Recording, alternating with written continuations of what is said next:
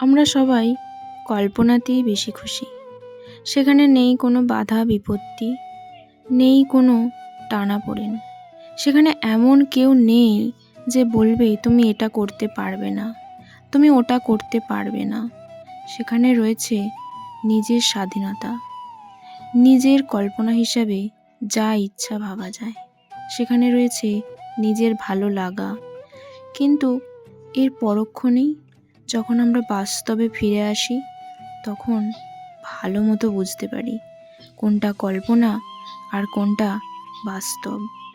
কারণ কল্পনা আর বাস্তব দুটোর মধ্যে রয়েছে আকাশ পাতাল তফাৎ।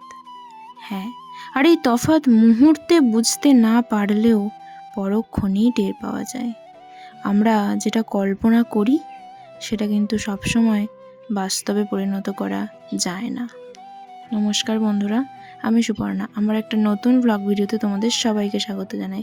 আমার এই ব্লগগুলো দেখতে তোমাদের কেমন লাগছে অবশ্যই কমেন্ট করে জানিও। কিন্তু অনেক দিন থেকেই ভাবছিলাম একটু হেনা করব, সে আর হয়ে উঠছিল না। ওই যে সবে সময় সাপেক্ষ ব্যাপার, কি আর করা যাবে। যাকে আজকে একটুখানি টাইম বার করে হেনাটা রেডি করে নিলাম, তারপর আমি মেখেও নিয়েছিলাম। তো আজকের মতন ভিডিওটা এই পর্যন্তই রাখছি। তোমরা সবাই ভালো থেকো, সুস্থ থেকো। দেখা হবে আবার একটা নতুন ভিডিওর সাথে। টাটা সবাইকে।